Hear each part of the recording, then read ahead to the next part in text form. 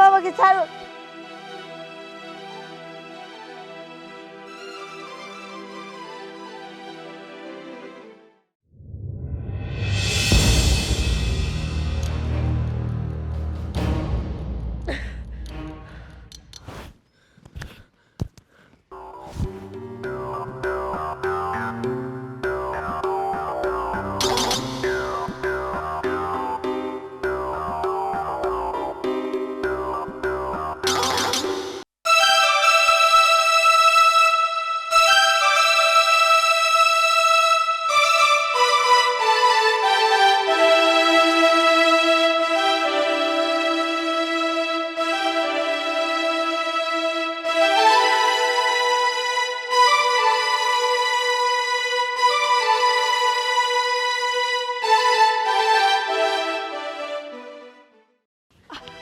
আম্মা, আম্মা লাগছে।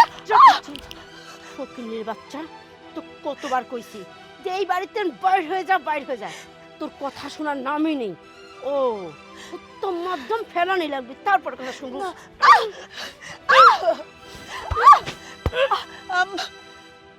শোন, তুই এই বাড়ি থেকে বাইনা হয়ে গেলে কিন্তু তোর কিন্তু চরম বিপদ আছে। তোর মতো একটা ফকিন্নির মেয়েকে আমি এই বাড়ি পালতে পারবো না। আম্মা, আপনি এসব কি বলছেন? আমি কেন এই বাড়ি থেকে বের হয়ে যাব? এটা আমার স্বামীর বাড়ি। আমি জীবনকে ভালোবেসে, জীবনও আমাকে ভালোবাসে, জীবন আমাকে ভালোবেসে বিয়ে করে এই বাড়িতে নিয়ে আসছে। আমি কেন শুধু শুধু এই বাড়ি থেকে বের হয়ে যাব? একদম চুপ। ভালোবাসা, বিয়ে, এগুলি কিসের উপর দাঁড়ায় থাকে কত দেখি? সমানে সমানে। আরে আমার লেভেলটা কি আর তোর লেভেলটা কি? তুই একবারও চিন্তা করলো না যে তোর বাপ কি করে আর জীবন কি করে? আরে জীবন তো প্রবাসী, আর তোর বাপ তো লোকের বাড়ির কাজ করে বেড়ায়, লোকের জমির কাজ করে। আর তোর কিনা এত শখ যে আমার বাড়ির বউ হওয়া। জীবন যখন দেশে ছিলি তখন তোকে আমি কিচ্ছু করতে পারিনি, খালি অপেক্ষায় ছিলাম যে জীবন কবে প্রবাসে যাবে। তারপরের থেকেই তোর উপর আমি অত্যাচার শুরু করব, যেন তুই এই বাড়িতে না টিকতে পারিস। দেখেন আম্মা, আপনার যা ইচ্ছা আপনি তাই আমার সাথে করতে পারেন, কিন্তু আমি এই বাড়ি থেকে যাব না যতদিন না জীবন আমাকে বলবে এই বাড়ি থেকে বের হয়ে যাওয়ার কথা। আর আমি এটা জানি, এতটুকু বিশ্বাস আমার জীবনের উপর আছে, জীবন আমাকে কোনো দিনও এই বাড়ি থেকে চলে যেতে বলবে না, কারণ জীবন আমাকে মন প্রাণ উজাড় করে ভালোবাসে। আর আপনি আপনি যতই চান আম্মা যে আমি এই বাড়ি থেকে চলে যাই, আমি কিছুতেই যাব না। যাব না মনে, তোর যাওয়া লাগবে। আর শোন, জীবন তো তোকে এই বাড়ি থেকে বাইর করবি না, সে আমিও জানি, বুঝতে পারছিস? এই জন্যেই যেভাবেই হোক তোকে আমি এই বাড়ির থেকে বাইর করব, আর যে কোনো কিছুর মূল্যে হোক না কেন। আম্মা, আপনার চেষ্টা আর ইচ্ছা শক্তি যতটুকু আছে আপনি কাজ করাইতে পারেন, কিন্তু আমি আখি কখনো আমার স্বামীর ভিটা ছেড়ে কোথাও যাব না। তোকে কিভাবে এই বাড়ির থেকে বাইর করা লাগে সেটাও আমি খুব ভালো করে জানি। শোন, সোজা আঙ্গুলে যদি ঘি না ওঠে, আঙ্গুল বেঁকা করে তারপর আমি ঘি তুলতে পারি, বুঝতে পারিস? আম্মা, সে তো সময় কথা বলবে যে এই বাড়িতে আমি থাকতে পারি কি না পারি। আরে সময় কি কবি, আমি যেটা কব সময় সেইভাবে চলবি, বুঝতে পারিস? আর কিভাবে বাড়িতে বাইর করা লাগে সে আমি খুব ভালো করে জানি।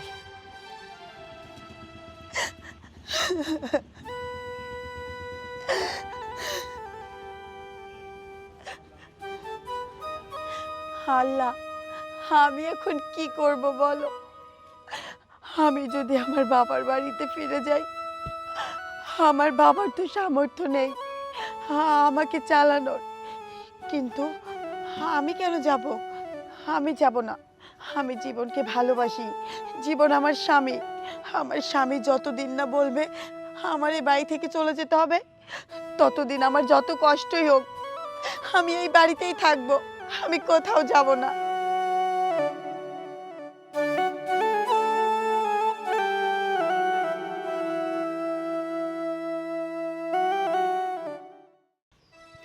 বাজান, ভালো আছিস তো?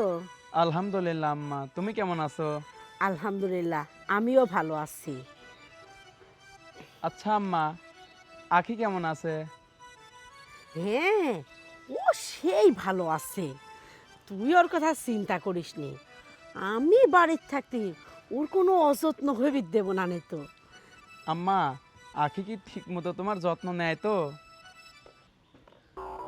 হ্যাঁ, নেই, যত্ন নেই। ও, তাহলে তুমি আখির যত্ন নেও তো? আম্মা, আপনার ছেলের সাথে কথা বলছেন? হ, আমার ছাগলের সাথে কথা কইছি আর চলে আইছিস শোনার জন্যে। একটু ফোনটা দেন না। আপনার ছেলের সাথে আমি কতদিন কথা বলি না, আমার খুব খারাপ লাগে আম্মা। একটু দেন, আমি বেশি না, শুধু একটুখানি ওর গলার আওয়াজটা শুনবো, বেশি কথা বলবো না নে, আমি ওইটুকুতেই শান্তি পাবো। ও কথা কবু, নে নে নে। না না না, এত সহজে তো দেব না। শোন, দিবের পরে একটা সত্য, যদি ফোনে কোনো আবল তাবল কথা না কইছিস তবেই দেব তো। না না আম্মা, আমি আপনার ছেলেকে কিচ্ছু বলবো না, আমি শুধু ওর সঙ্গে একটু ভালো মন্দ কথাই বলবো। আচ্ছা ঠিক আছে, ধর।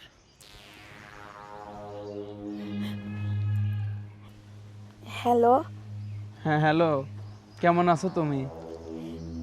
আমি ভালো আছি, তুমি কেমন আছো? আলহামদুলিল্লাহ, আমি অনেক ভালো আছি। তোমার শরীর স্বাস্থ্য ঠিক আছে তো? হ্যাঁ, আমি একদম ঠিক আছি, তোমার শরীর ভালো আছে তো? আলহামদুলিল্লাহ, আমার শরীর অনেক ভালো আছে। আচ্ছা, খাওয়া দাওয়া করছো তুমি? হ্যাঁ, আমি তো খাইছি, তুমি খাইছো তো? হ্যাঁ, আমিও খাওয়া দাওয়া করছি। আচ্ছা, বলতেছি তুমি ঠিক মতো আম্মার যত্ন নেও তো? হ্যাঁ, তুমি এই নিয়ে একদম চিন্তা করো না, আমি আম্মার সব সময় যত্ন করি। আম্মা তোমার যত্ন নেয় তো? আসলে উম, উম, উম, না, আ- আসলে হয়েছে কি জীবন, আম্মা আমার এত বেশি যত্ন নেয় যে আমি বিরক্ত হয়ে পড়ি জানো। তোমার মা আমাকে নিজের মেয়ের থেকেও বেশি ভালোবাসে, সবসময় আমাকে মেয়ের মতো আদর করে, আমাকে এই বাড়ির কোনো কাজ করতে দেয় না, আবার আমাকে বাবার বাড়িও সহজে যাইতে দিতে চায় না। আমি চলে গেলে নাকি ওনার খুব একা লাগে। শোনো, তুমি আমাকে নিয়ে একদম চিন্তা করো না, তুমি ঠিকঠাকভাবে খাওয়া দাওয়া করবা আর নিজের যত্ন নিবা। আমি পরে আবার তোমার সাথে। বাজান, হ্যাঁ আম্মা, বলো। কইছি কি বাজান, আবার পরে কথা কইলে বুঝছাও। ও আবার মনে করো ওই আবেগী মানুষ তো তোমাকে বেশি ভালোবাসে, কথা কথা করে প্যাঁচ প্যাঁচ করে কাটিয়ে ফেলা দিয়েছে বুঝছো বাজান। পরে আবার কথা কই না বুঝছাও। আচ্ছা আম্মা, দেখে শুনে থাইকো। আচ্ছা, তুমিও দেখি শুনি থাকি। এই মাহি, এই, তুই কেবলই কতি লাগিছিল যে আমি তোর দেখাশোনা করিনি, তো টাইনে ছিঁড়ে ফেলা দেবো বুঝছিস। কত বড় বাসপদ্দা, তুই কিভাবে চিন্তা করিস তোর মতো একটা ফকিন্নির বাচ্চাকে আমি যত্ন করবো, দেখে শুনে রাখবো? এটা ভাবলো কে করে? যা করেছিস করেছিস, তৃতীয়বার যদি মুখ খোলার চেষ্টা করেছিস, এই সুই দিয়ে তোর মুখটা আমি সিলাই করে দেবো, বুঝতে পারছিস? যা হেঁটে যা, যাবে না দিল। মুডটাই নষ্ট করে দিল। সওয়ালের সাথে একটু দু একটা কথাবার্তা কব না, ওর জন্য কতটাই ক্ষতি করলাম না। ধ্যাৎ, বুঝিস না।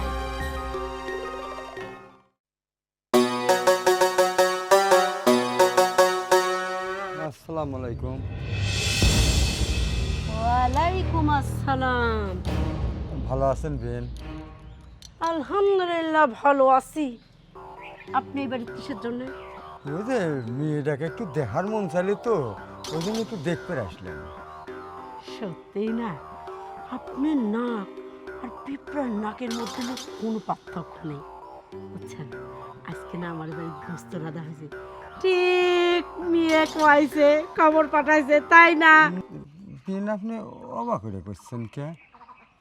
কেবা করি কব, এবা করি কই, এই ফকিন্নির বাচ্চা ফকিন্নি, যখনই আমার বাড়ির ভালো মন্দ রাধা হয় তখনই চলে আসিস একবারে চাটুন চাটুন খাওয়ার জন্যে। তোর কি হায়া লজ্জা বলে কিচ্ছু নেই? হ্যাঁ, তোর কি হায়া লজ্জা বলে কিছু নেই? প্রত্যেক দিন তোকে অপমান করে গেটের তেন বাইর করে দেই, তারপরেও আসিস। যখনই 15 আগস্ট রাধা হয় তখনই গিলবের আসিস। তোর তো গিলা হয় না, ও তো কিসের জন্যে আসিস? ঘৃণা বলে কিচ্ছু নেই। আচ্ছা, তোর কি মুখটা যেরকম কালা, তোর অন্তরটাও কালা, বুঝছিস? সেই জন্য মনে হয় যে অপমান করে তো করি, তোর মনে লাগে না, বুঝছিস? বিয়েন দেখেন, আপনি বিশ্বাস করেন আপনার বাড়ি ভালো মন্দ রান্না করেছেন, আমি এটা গুণাক্ষরেও জানি না। আমি মাঠের থেকে কাম শেষ করিয়ে মনে করলাম যে মেয়েটাকে একটু দেখে যাই, তাই আমি আইছিলাম। তোর এত বড় সাহস, এই ফকিনের বাচ্চা, তুই জানিস নি যে এটা প্রবাসীর বাড়ি, এটা কোটিপতির বাড়ি? আর তুই কি করেছিস? তোর পা ফাটালিয়ে গায়ে মাটি মাখালিয়ে এই বাড়ি চলে আসিস। আরে তোর মেয়ে যে এই বাড়িতে আমি রাখিছি, এটা তো তোর সৎ পুরুষের ভাগ্য। না, আমি থাকবো না রে বিয়েন, ওই এক নজর মেয়েটাকে দেখিয়ে আমি অমনি চলে যাবো না। এক নজর দেখবো? তুই এখনো কোয়ার সাহস পাচ্ছিস? তুই কি চাচ্ছিস তোর লুঙ্গি খুলে যতক্ষণ হাতে না ধরাই দেব ততক্ষণ তুই যাবো না নে, তাই না? না আমার পায়ের জুতা খুলে তোর মুখে চটম চটম করে বড়াই দেব, তারপরে তুই যাবো। বাড়া, আমি কিচ্ছু করতে চাচ্ছি না তোর সাথে, বড়া করছি। তুই এভাবে যাবো না নে, বড় হ্যান্ডেল বড়।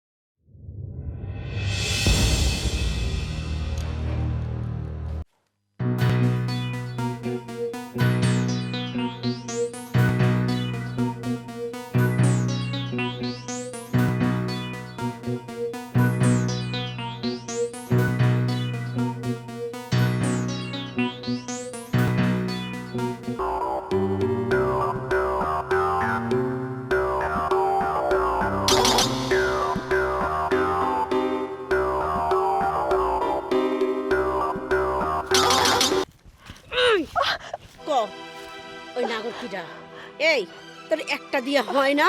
হ্যাঁ, আমার সওয়াল রয়েছে প্রবাসে, তুই কি না দেশে নাগর জোটাই বেরিয়েছিস? ক এরকম আরো কতগুলি নাগর আছে, ক কিন্তু। এটা আপনি কি বলছেন আম্মা? আপনি আমাকে অযথা ভুল বুঝছেন। আমি ভুল বুঝতেছি না, আমি নিজের চোখে দেখলাম তুই তোর নাগরের সাথে কথা করছিস। শোন, সত্যিটা যদি না কই সেই সওয়ালের নাম কি, তাহলে তোর কিন্তু বিপদ আছে। ক কিন্তু। আম্মা, চোখের দেখাও কিন্তু কিছু সময় ভুল হইতে পারে। আম্মা, আমার লাগছে। চোখের দেখাই সত্যি, আর আমি যেটা দেখেছি সেটা একদম সত্যি। ওই সওয়ালের আমি মুখ দেখতে পারিনি, গামছা দিয়ে ঢাকা ছিল।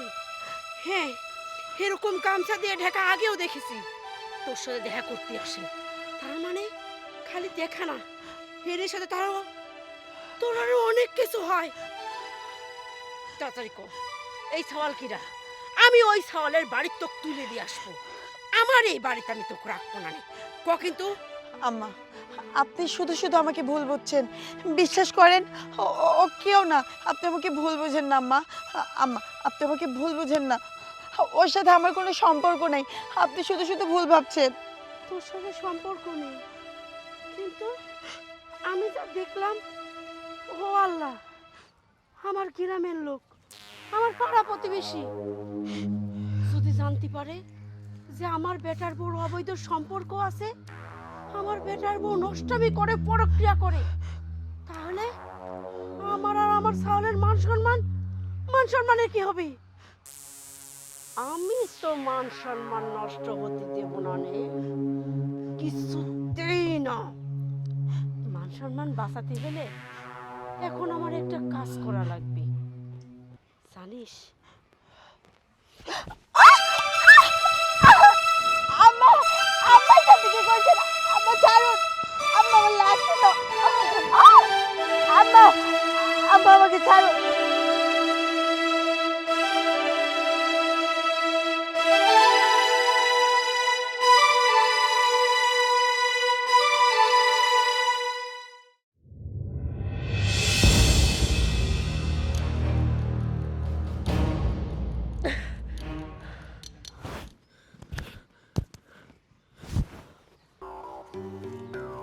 মরে গেছিস তো যা, তারপরেও আমি তো বাইচে থাকতে দিতাম না। তুই কি ভেবেছিস তুই আমার সাওয়ালের সংসার করব, আমার সাওয়ালের প্রবাসী টাকা তুই খাইয়ে নষ্ট করে দেব, অন্য পর পুরুষে বিলাবো, আর আমি সেটি মানিয়ে নেব?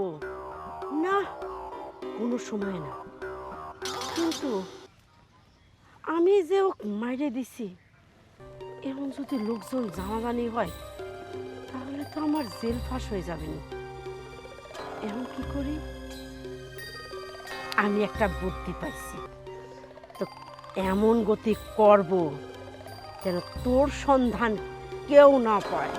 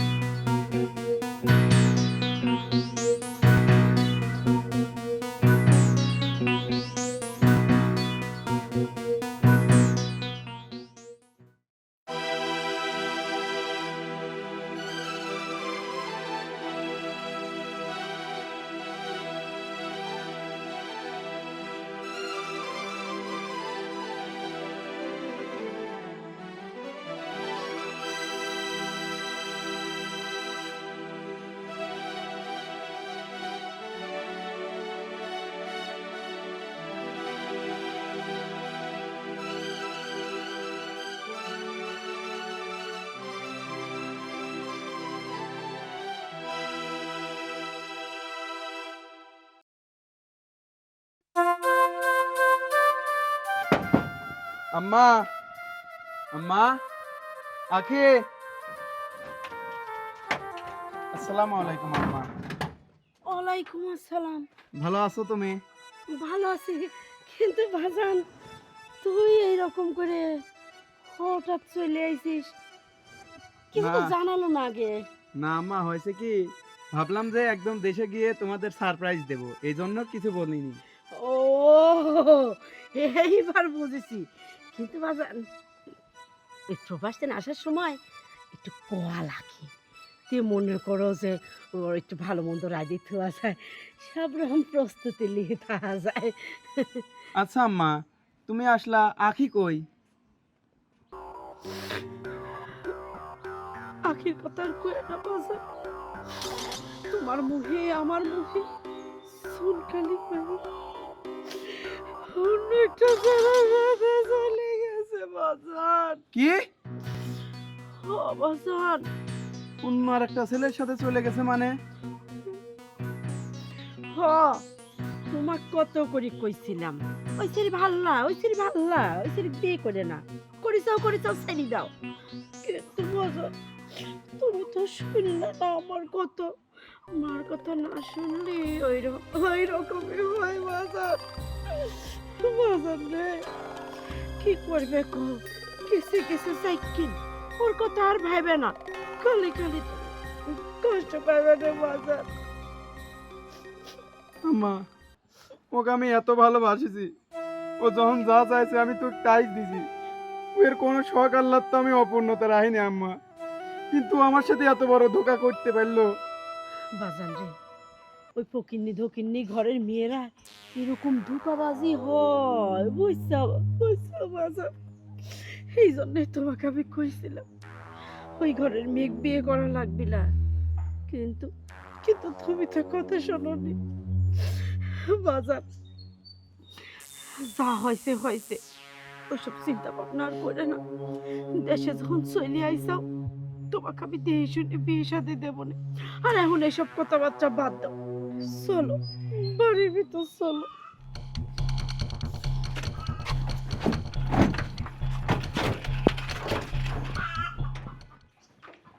বাজান, আমার খেলা তুমি বুঝতে পারবে না। তুমি যে আমার নাটক দেখতেছ না, এটা ছবি কো হার মানাবে, বুঝছো?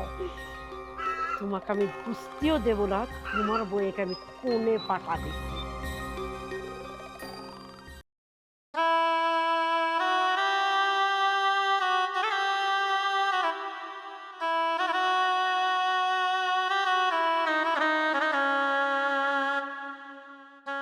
বাজান রে, আর কত মন খারাপ করে বসে থাকবো কর?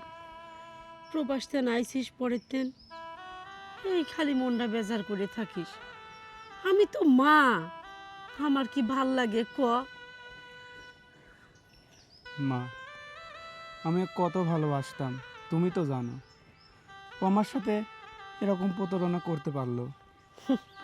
বাবারে, তুই যখন ওক বিয়ে করেছিস ভালোবাসে, তখনই আমি তো কইছিলাম বাবা, এই মেয়ে ভাল্লা, এই মেয়ের স্বভাব চরিত্র ভাল্লা। শোন, ফকিন্নি ঘরের মেয়েরা ওইরকম খারাপ হয়। কইছিলাম বাজান, বিয়ে করি ফেলাইছিস ফেলাইছিস, কিন্তু এখন তুই ওকে ছাড়ি দে। না, তুই আমার একটা কথাও শুনলু না। তুই কি করলু? এই বউ আমার ঘাড়ের উপর ফেলা থুয়ে তুই প্রবাসে চলে গেল। তুই কি জানিস, প্রবাসে যাওয়ার পরে তোর এই বউ এই সাওয়াল ওই সাওয়ালের সাথে পোষ্টি নষ্টি করে দুনিয়ার পরক্রিয়ায় লিপ্ত ছিলি। আমি খালি হাতে নাতে ধরবির পারতাম না। এখন দেখলো তো, ঝুলা জম্বল টাকা পয়সা যা ওর নামে দিয়েছিল সব লিথই পগার। মার কথা শোনা লাগে বুঝলু? যে সাওয়াল মার কথা শোনে না, তার জীবনতেন কোনো দিন দুঃখ কষ্ট যায় না। এখন মা, যা হওয়ার তা তো হয়েই গেছে। এখন এই বিষয় নিয়ে আর কথা বলে কি লাভ? লাভ আছে, লাভ না থাকলে কি আমি কথা কতি আইছি? শোন বাজান, এদিকে শোন, তোর মামার যে মেয়েটুকু আছে, মাইজিন মেয়ে, বলে গেছিস ওর কথা? তোর মামার মাইজিন মেয়ের সাথে তুই বিয়ে দেব। শোন, তোর মামার তো সাওয়াল পাওয়া নেই, ওই সয় সম্পত্তির দোকানপাট ওই টেবিলের গুলায় দুনিয়ার দুহান, ওটা খাবে কেডা? ওই যে 3 মেয়েছে সাময় থাকবে নি, সাময়রাই তো পাবে নি। আর কত পুহির চিন্তা কর, বাড়িতে কত পুহির রয়েছে, বিঘির উপর পুহির রয়েছে। শোন বাজান, ওই আপদ বালাই ইল্লেত গেছে সাইকিন। শোন, তুই আমার কথায় রাজি হয়ে যা। তোর মামা তোক জামাই বানানোর জন্য এক পায়ে খাড়া। এ বাজান, খালি তুই রাজি হবি, তাই মনে কর বিয়েটা হয়ে যাবে। না মা, আমি যে ভুল একবার করছি, আমি দ্বিতীয়বার সেই ভুল আর করতে চাই না। তার চাই আমি যেভাবে আছি আমি সেভাবেই থাকতে চাই। না না না না না না, তুমি সেভাবে থাকবি ছেলে, আর আমি তোমাক থাকবি দেব, ওটা তো হবিলা বাজান। তুমি আমার সাওয়াল, তোমাক সুহে রাহার দায়িত্ব আমার। শোন, আমি তোর বিয়ে ঠিক করেছি, তোকে ওই জায়গায় বিয়ে দেব, আর এবং এই মুহূর্তে তোকে আমরা নিয়ে যাব। শোন, তোর মামারা ওইদিক সব রেডি করেছে, চল আমার সাথে। মা, তোমাকে তো আমি বললামই আমি এই বিয়ে করতে পারবো না। আরে সাওয়াল, তুই কলু আর হয়ে গেল নাকি? চল চল ওঠ। চল। মা বললাম মা আমি বিয়ে শাদী আর করব না। বিয়ে শাদী করবো না মানে বোতা পাটকা, তারপর পারবো। গাড়ি কখন এসে দাঁড়া রয়েছে, যাওয়ার নামই লিখছিস নি। দেখ তো কত সুন্দর দেখা যাচ্ছে। চল বাজান চল। ওরে, ভূত দেখতেছি। ভূত মানে? আর রাখি, তুমি আমার বাসায় আসছো মানে তুমি যাও, আমার বাসা থেকে চলে যাও। কিসের যাবি, কি করবি? আরে তুই তাড়ানির ব্যবস্থা কর। আরে কবিরাজ ডাক দে, কবিরাজ ডাক দে। তাই সেদিন রয়েছে, তাড়ানির ব্যবস্থা করতে তাড়ি কর। আম্মা তুমি এসব কি কথা বলতে চাও? ভূত মানে? তুমি না বলছিলা ও হচ্ছে একজনের হাত ধরে চলে গেছে? লোক করত, ওকে আমি নিজে জিন্দা কবর দিছি, ও একজনের হাত ধরে চলে গেছে। ভূত ও কি জিন্দা কবর দিছ মানে?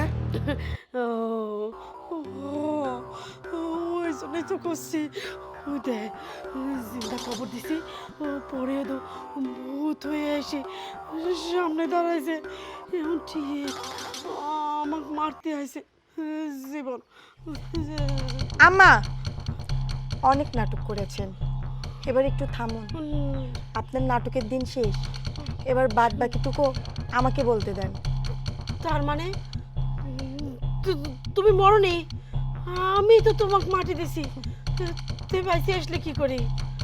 ওই যে কথায় আছে না আম্মা, যে রাখে আল্লাহ মা রেখে, আপনি তো আমাকে জিন্দা কবর দিয়েছিলেন, তারপরেও আমি কিভাবে বেঁচে ফিরলাম আপনি তো জানতে চান তাই না?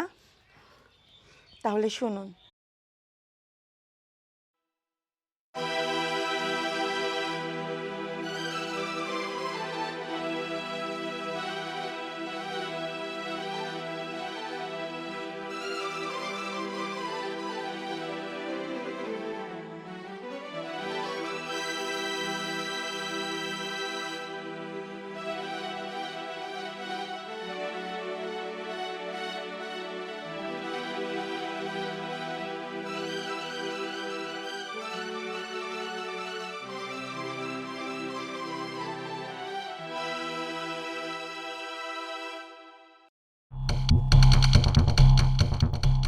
আখে,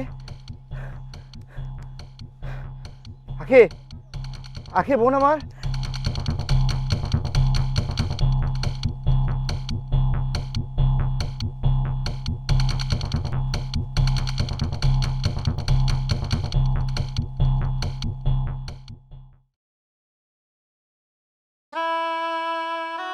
আম্মা তুমি এত বড় যে নাটক করতে পারো আমি তো সেটা জানতাম না। তার মানে আখি যা বলছে সব কিছুই সত্যি?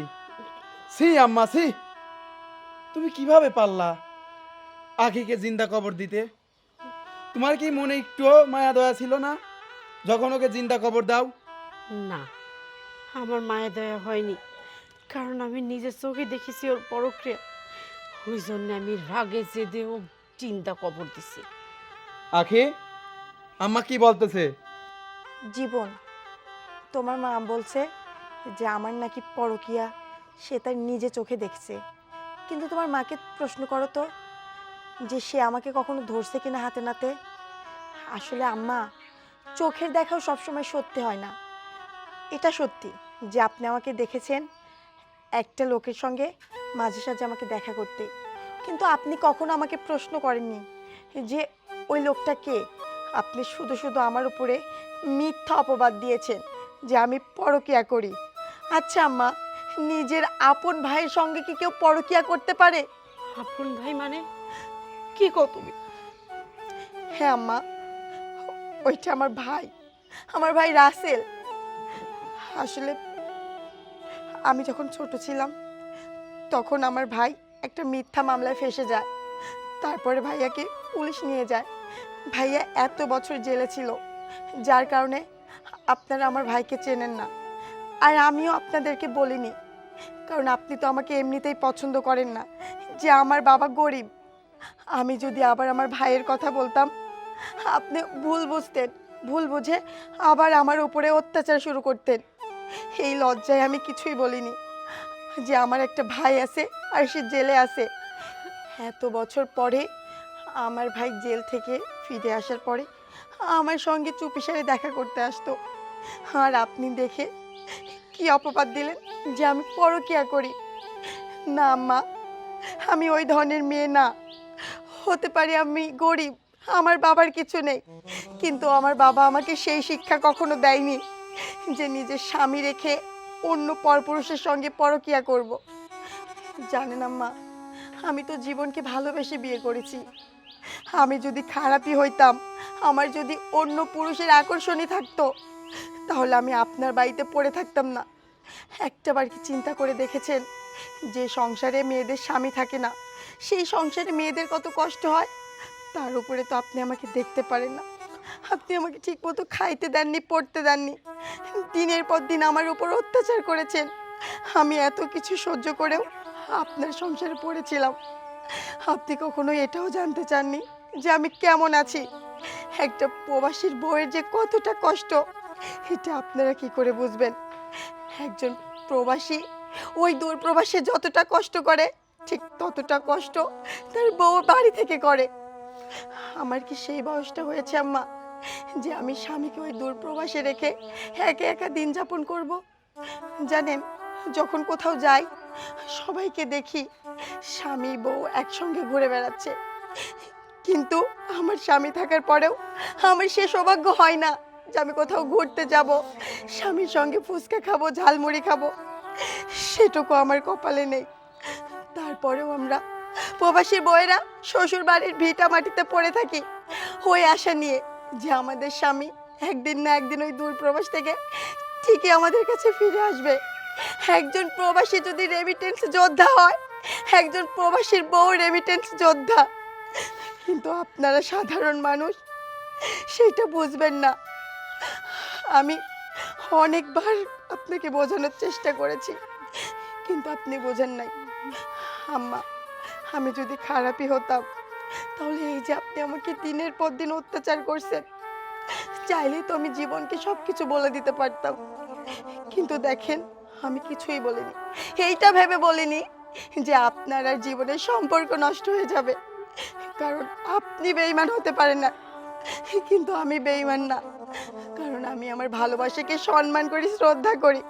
আমি কখনোও চাইনি যে জীবন আমার উপরে যে বিশ্বাসটুকু রাখে সেইটুকু উঠে যাক। বৌমা, আমি বুঝি নাই, আর তুমিও তো কোনো সময় কও নাই যে ওইটা আমার ভাই হয়। আমি তোমাকে ওই কারণে কত অত্যাচার করছি, কত অপবাদ দিচ্ছি, তুমি মুখ ফুটে একবার বলতে পারতে আম্মা ওইটা আমার ভাই। যাই হোক, ভুলটা আমারই, অন্যায়টা আমিই করছি, এই জন্যে ক্ষমা আমিই চাচ্ছি, আমাকে মাফ করে দাও তুমি। আম্মা, আপনি এইভাবে আমার কাছে ক্ষমা চাইবেন না, কারণ আপনাকে আমি কখনো শাশুড়ির চোখে দেখিনি। আমি সেই ছোটবেলায় মাকে হারিয়েছি। আমি আপনাকে আমার নিজের মায়ের থেকেও বেশি ভালোবাসি, তাই আপনি আমার কাছে ক্ষমা চেয়ে আমাকে লজ্জিত করবেন না। দেখো আম্মা, দেখো, তুমি যাকে দিনের পর দিন এত অত্যাচার করছো, সেই আজকে তোমাকে ক্ষমা করে দিছে, আর তুমি কি না তাকে জিন্দা কবর দিছো। বাবা, আমি তো যা করছি ভুল করে। হ্যাঁ, আমি বৌমাকে পছন্দ করতাম না, কারণ ও গরিবের মেয়ে, সেই জন্য ওকে একটু দেখতে পারিনি। কিন্তু বাজার, আমি কোনো সময় চাইনি ওকে আমি জিন্দা কবর দেব। যখনই মনের ভিতর আইছে ও পরক্রিয়া করে, তখনই আমার এই জেদ চেপে গেছে। এই ঘটনা যদি এলাকার লোক জানতে পারে, তাহলে তো আমার মান সম্মানের ক্ষতি হবে। সেই জন্য আমি এই অন্যায়টা করেছিলাম। বেটা, বিশ্বাস কর, তোরা আমাকে যে শাস্তি দেব সেই শাস্তি আমি মাথা পেতে নেব। দরকার হয় বৌমা তোমার আমি খাই দেব। না না আম্মা, আপনি কেন আমার পায়ে পড়বেন? এটা কেমন দেখায়? আম্মা, আপনি যে আপনার ভুলটা বুঝতে পেরেছেন, এটাই আমার জীবনের সব থেকে বড় পাওয়া। আম্মা, আমি নতুন করে আপনার কাছে কিছুই চাই না। আমি শুধু চাই আপনি সারাটা জীবন আমাকে নিজের মেয়ের মতো আগলে রাখবেন। হ্যাঁ, এখন থেকে আমার মেয়ের মতো তোমাকে সারা জীবন আগলায় রাখবো।